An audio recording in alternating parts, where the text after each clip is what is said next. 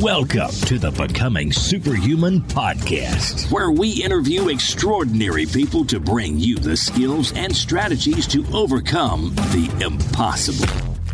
And now, here's your host, Jonathan Levy.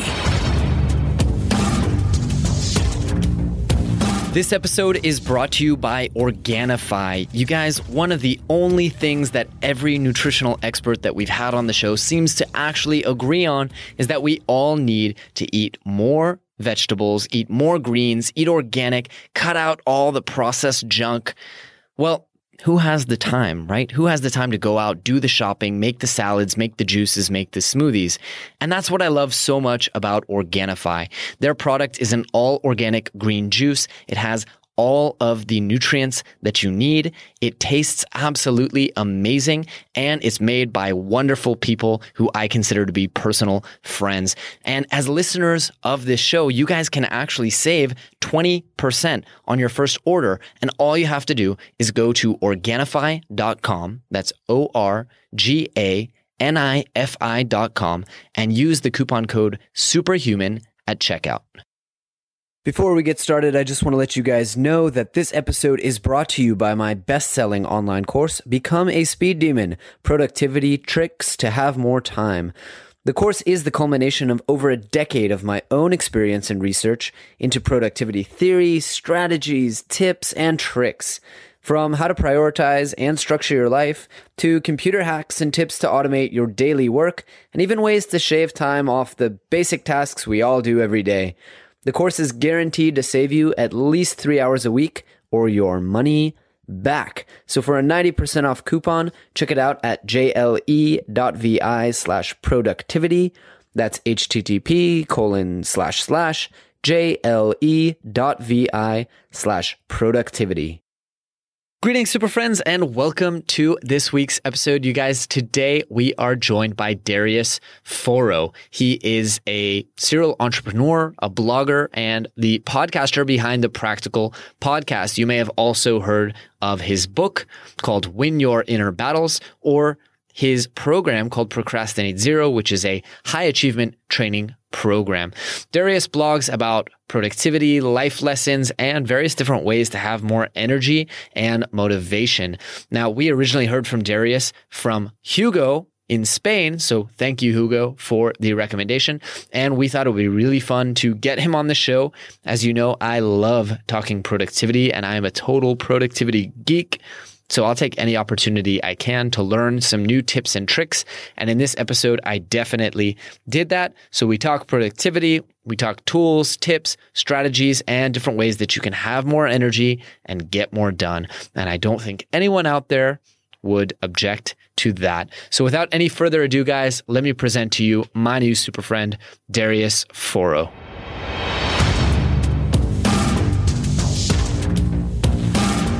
Darius, welcome to the show, my friend. How are you doing today? I'm great, thanks. How are you? Pretty good. Working on a deadline on some new and exciting stuff. So I'm taking a little from the madness to sit down and record with you. Sounds great. It's always good to have a chat. Same here. So I always like these type of chats, just some distraction from the work and just recharge as well. Yeah, absolutely. So Darius, for those in the audience who don't know about what you do, can you go ahead and share with us a little bit about what you do and what it is that it has to do with the whole superhuman thing? How do you help people become more superhuman? Well, my background is in business, and I started my first business in 2010. And at the time, I was also getting my master's thesis in business administration. And that really forced me to become really productive with my time because I had a lot of stuff going on. And I'm interested in productivity because the way I look at productivity, it's like a vehicle that's going to bring from A to B. And at the time, what I wanted to achieve was get my master's degree and also start a business. So I quickly noticed that if you want to do those things and also have a normal life, you have to be really productive and really effective with your time. So that's when I really started getting into productivity. And that's what I write about today on my blog the most for the past 2 years, is that I help people be more productive and just to live a useful life, because that's ultimately my philosophy. I believe that a productive life equals a useful life. And often we're looking for meaning and those type of things. To me, the meaning comes when you get a lot of things done that matter to you. In a nutshell, that's what I do. Awesome. Take me through that journey a little bit, because I discovered all this productivity stuff for the same reason in my undergraduate degree, and then really kind of supercharged it, found all the speed reading and memory techniques and stuff getting ready for my second degree. So talk to me about some of the early wins and kind of the first moments when you realized like, whoa, I can really change how effective I am with just changing how I do and what I do. What were some of those quick wins? So the smell I have from being really productive or just being like conscious of productivity is when I was in high school. When I was graduating from high school, I was like, I think 17 years old. And I read somewhere, probably in a mag, gave tips about finishing your exams quickly or whatever, or effectively. I remember I would study in like 30 or 40-minute intervals, and then have like a 5 or 10-minute break, and then do another interval, and then take a longer break.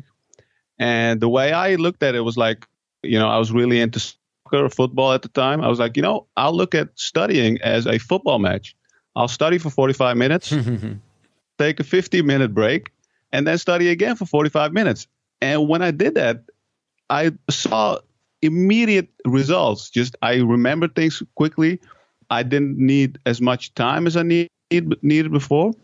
And I saw it in my grades as well. So that was the very first realization that I had, that when you apply productivity to other people or from research or whatever, where you get it from, to your life, you can get results. And to me, life is all about results, because especially when you go to school, you don't only want to go there to have a good time. You want to get results. You want to learn things. So that's one of the earliest memories that I had.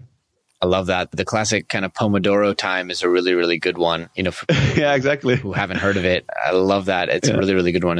And I think people don't realize it. And you see people kind of break down in the school library or at their desk. And it's like, well, when was the last time you took a break, Yeah, exactly. And at the time I did Pomodoro, and I learned about it years later. But the funny thing is that if you look at a lot of people, and I've been engaging with, almost thousands of people in the last 2 years through my blog, and just working with people in the field, as in my business and in my consulting, I noticed that a lot of people do a lot of right things.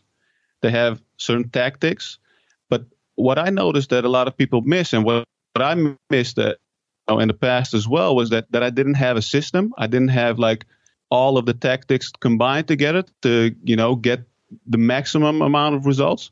So that's one of the main challenges with productivity, is that you can do, but that doesn't necessarily mean that you get everything right. Obviously, you can't never get everything right, but at least you want to have a system that the things that you're doing work together so that you can get more results in your life.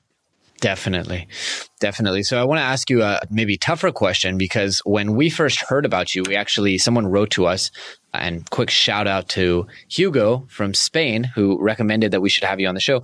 And he said something that I found really interesting. He said, you approach a lot of the same topics that many productivity thinkers talk about, but you approach them in a very unique way. So I wanted to ask a little bit more about that, and kind of what are some of the things that you differ from with other folks in the productivity field, and what are things that you feel you've applied in a new and unique and interesting way? Because I do think that productivity, just like nutrition, is something that we can always keep improving about. We're always learning more about our brains, about our bodies. And so I'm always looking, even on stuff that I've done for 10 years, I'm always really interested in knowing how other people are applying it differently. And especially with the memory techniques, every time I interview another memory expert, I learn about a technique that I teach and have taught, 100,000 people. I'm like, wow, I never thought about doing it like that. That's brilliant. So tell me a little bit about that. Well, first thing is, it was great to hear that Hugo enjoyed my article. So if Hugo, if you're listening, thanks for mentioning me to Jonathan. But yeah, just to answer your question, I think to me, it's good to hear that people find it different, because that's also one of my goals. I don't want to be like these content factory type of people who just, write articles all day long, or who are just a professional blogger. to me, I always look at myself, as an entrepreneur first. And it's one of my goals to be different, but it's also one of my goals to strip all the productivity advice down to the core and just look at, what's the most important thing? What's the practical value of certain advice? And then I apply it to my own life, or I apply it to, or I give advice to the people I work with, our coworkers, or, people in our team, people I work with. And then after a while, when I see if things actually work, not only for me, but for other people as well, I talk about it on my blog. And I always try to share, a personal story, just to give people a little bit of background of, why is this important and how do I do it? Because I think if you just go out there and say, oh, you should do this or you should do that, I think that's a lot less effective than if you say, hey, I don't have all the answers, but, I've tried this certain thing into my own life. I applied it and this is the result. And I just want to share that with you. And that's the way I approach, giving advice, doing business, and doing everything that I do professionally. And I think that's the best way to, make an impact on people because, to me, I don't care what people honestly do with the advice because I don't want to be like a police officer and say, you have to do this, this is the way to go, right? That's not what I want. I just try to share things and I hope that people find it useful. And then obviously, being different, I think we have to be honest as well, is if you are giving the same advice as, thousands of other people, you can't stand out. So that also plays a role. Sure. I couldn't agree with you more. I think one thing that I definitely want to ask you about, and one thing I see missing in our products is a lot of people write to me and they go, I know these memory techniques, these speed reading techniques would help me so much, but I don't have the motivation or I don't have the energy. And people come to me and they ask, how do I have the energy to do this? Because I know it would change my life. And that's something I don't really have an answer for people. I usually tell people, do things that you love and you'll have lots of energy. But that's not realistic because I think a lot of productivity, and it looks like a lot of what you teach overcoming procrastination, you teach energy management, you teach mental toughness. I think a lot of what you teach is built for those situations in life where hey, I'm going to have to do a course in statistics if I want to be a doctor. And that's just the way life is. If I want to be an entrepreneur, I'm going to have to look at my accounting once a month. And sometimes in life, we have to do things that we don't love. So could you share with us some advice on those things? I mean, how do we cultivate mental toughness? How do we have more energy and how do we stop procrastinating? I think that's a great point you made because it is true. You have a goal and you want to do something, start a business or, finish your degree or whatever, and you have to get there. And I think exactly, the stuff that I focus on my blog is that vehicle. And if you want to overcome procrastination, be productive every day and be a little bit more mentally tough, because one of the things in life, we all experience setbacks, I believe. It doesn't matter who you are, how successful you are. You always experience setbacks. So you have all these things in life and you have to somehow find a way to deal with those things, because if you don't, you end up on the couch eating a bag of potato chips, right? Or, a bucket of ice cream. At least that's what I do. I don't know about other people, but so, one of the things that I sometimes listen to Joe Rogan's podcast as well. And I recently heard him saying that if I only worked out on the days that I felt like doing it, I would be a fat. That's how he said it. Right? So I think that idea just basically sums up what I teach as well. With one of my main courses, Procrastinate Zero, is that it's a system, I think, that helps you to become productive every day, even if you don't feel like doing it, right? And that was my main problem in the past, was that I often just did a lot of work when I felt like it. And then I would be maybe productive for a few days and I would get tired or whatever. And if I would share just one quick thing to people listening where they can see instant results in their life, is I think most people who are into personal development understand that, you have to have a reason, what's your why, what's your purpose. Mm-hmm. All that is really sound advice. And I think that everyone should think about it. I do as well. Without a vision or purpose or mission, it's tough to get out of bed every morning. You need that thing. I think most people know that. One other thing that I noticed that a lot of people don't do is they don't work out every day. And to me, that is one of the main things in life. If you want to get the most out of your life, you want to be productive, I think working out is the thing that doesn't take away energy, because that's what a lot of people think, right? They say, oh, I'm so tired, I can't go to the gym. And I'm like, that's exactly why you need to go to the gym, because it gives you energy. It's really funny you say that. I've been complaining for the last couple of weeks that I have no energy. And I'm like, is it the heat? Is it this, that? And I realized it's because I hadn't been making time to work out. And when you don't work out, you don't have an appetite. And when you don't have an appetite, you don't have energy. And also when you don't work out, you don't sleep as deep. So you're undernourished and you're tired.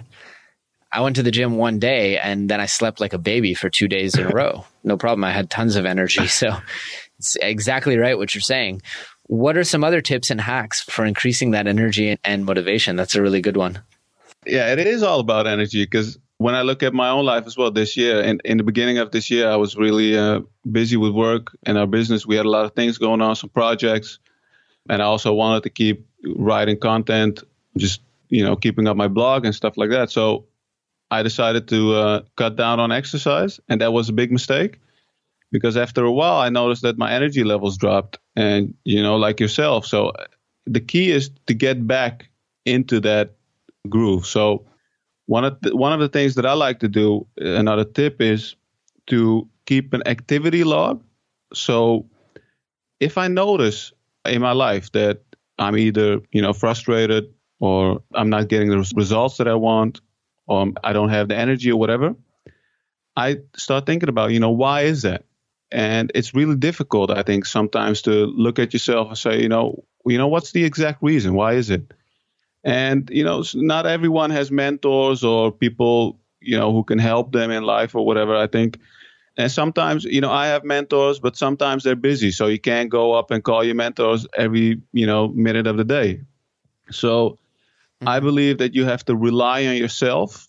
That's one of the key skills that I've built over the years, is that I've learned to, develop self-awareness. And one of the best ways to develop self-awareness, I think, is to keep an activity log. And it's very simple.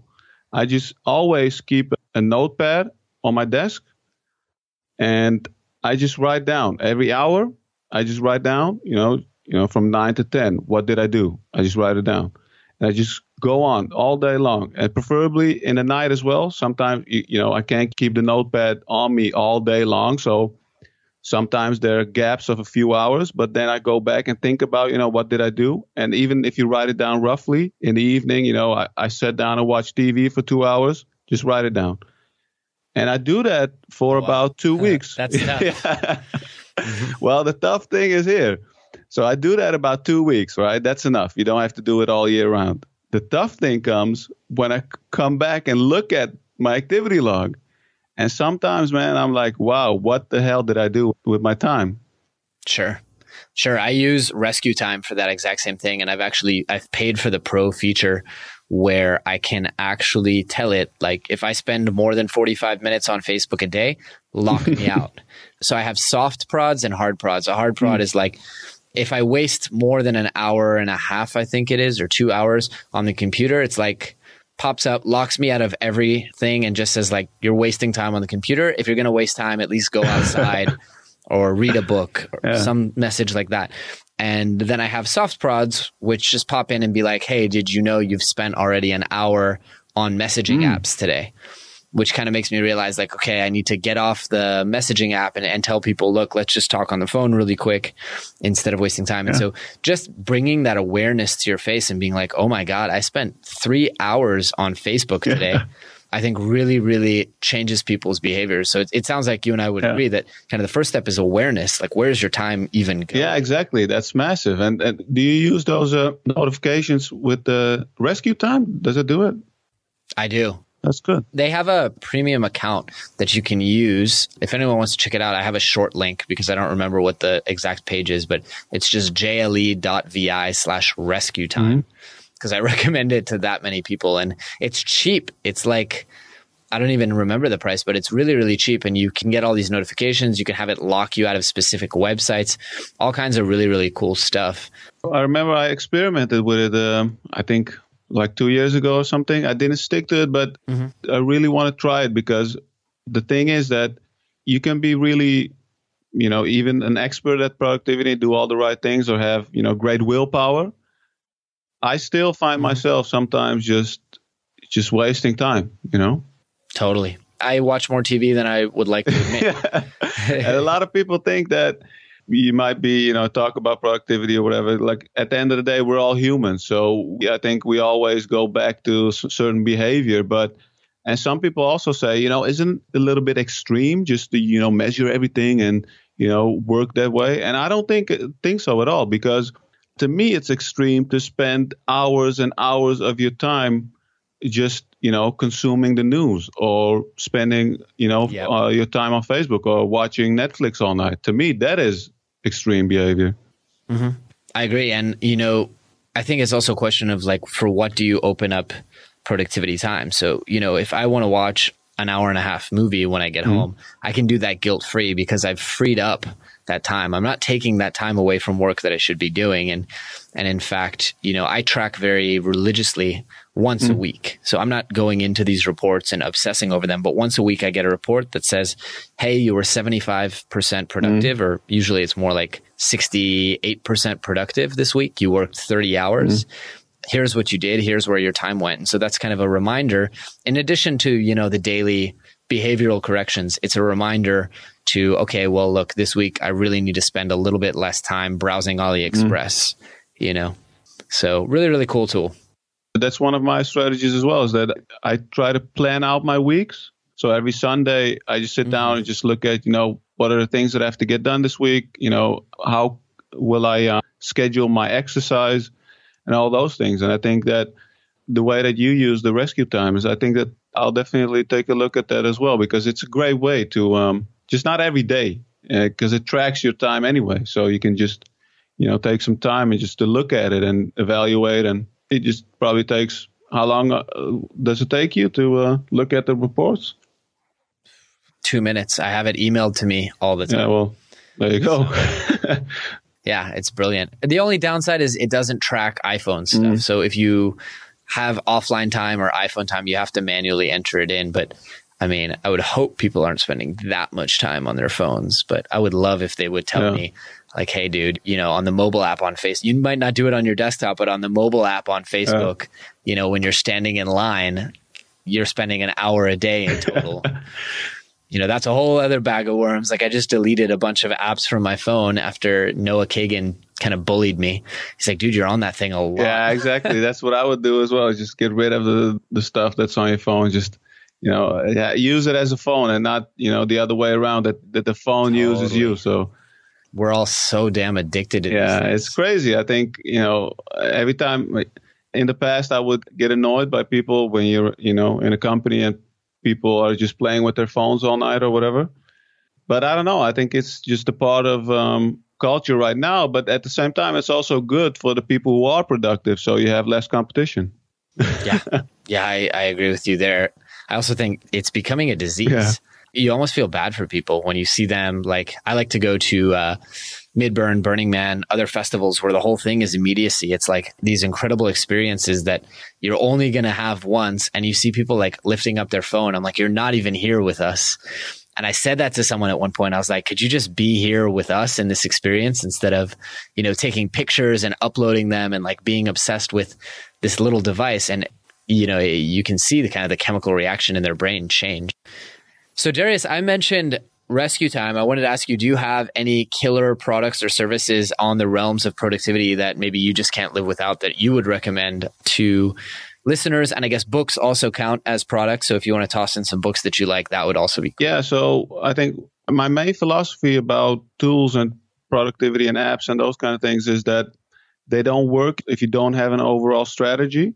So even though I do recommend tools and apps, I always say that it's not about the tools, it's about the way you use them. So I try not to get too attached to tools. So I do use Pomodoro apps on my computer. I also use an app called Self-Control for Mac. Oh, what does that do? That blocks all the distracting websites and you can't access them. Oh, cool. So a lot like Rescue Time Premium. Well, I guess so if they have the option. So you can just blacklist sites, and standard, it has Facebook, Twitter, all the social media, and some news sites as well. And then you just turn on self-control. And I think Windows, they have another app called Focus Me or something with focus.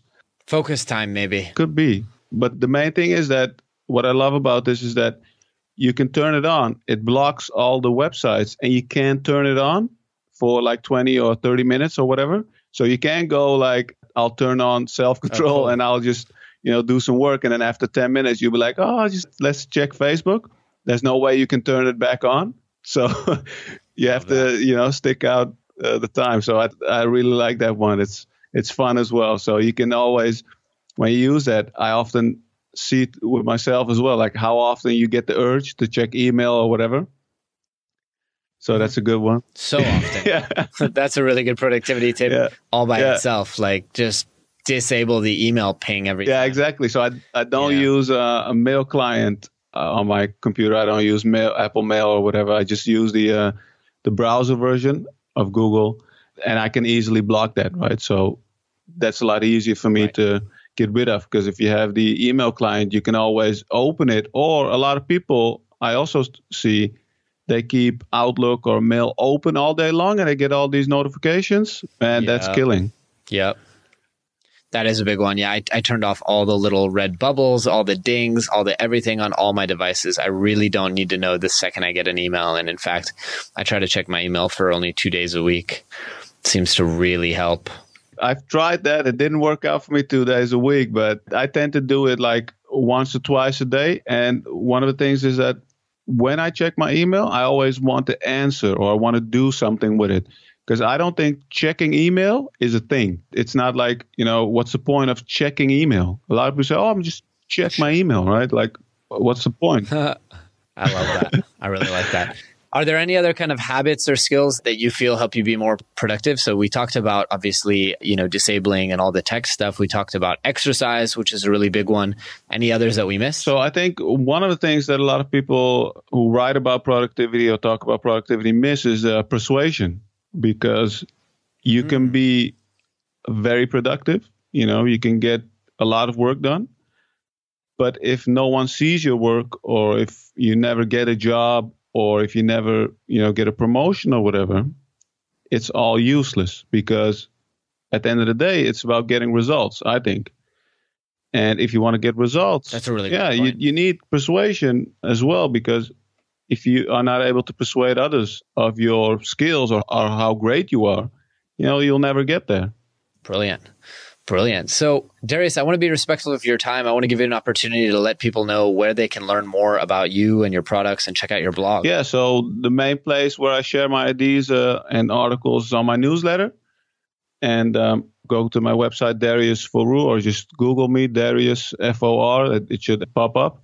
That's where I share everything. And that's why I communicate with my readers and everyone as well through my newsletter. Awesome.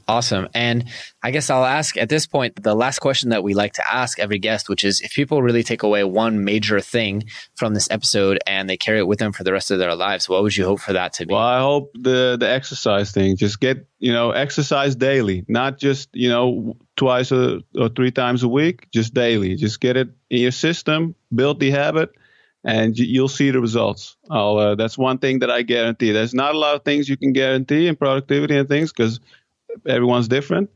But when it comes to exercise, that's one thing that's advice that you can give to everyone. If you are more active, exercise every day, you'll have more results, or you have more energy, and you get more stuff done. You feel better and you look better as well. So to me, that's really important. Love it. Fantastic advice to end on. Darius, I want to thank you again for spending your time with us today. It's really been an absolute pleasure. Yeah, same here. And thanks for having me on the show. Pleasure, man. Take care. Talk soon. All right. Take care. Bye. All right, super friends, that is all we have for you today, but I hope you guys really enjoyed the show, and I hope you learned a ton of actionable information, tips, advice that will help you go out there and overcome the impossible. If you've enjoyed the show, please take a moment to leave us a review on iTunes or Stitcher, or drop us a quick little note on the Twitter machine at GoSuperhuman. Also, if you have any ideas for anyone out there who you would love to see on the show, we always love to hear your recommendations. You can submit on our website, or you can just drop us an email and let us know. That's all for today, guys. Thanks for tuning in. Thanks for tuning in to the Becoming Superhuman podcast. For more great skills and strategies, or for links to any of the resources mentioned in this episode, visit www.becomingasuperhuman.com/podcast. We'll see you next time.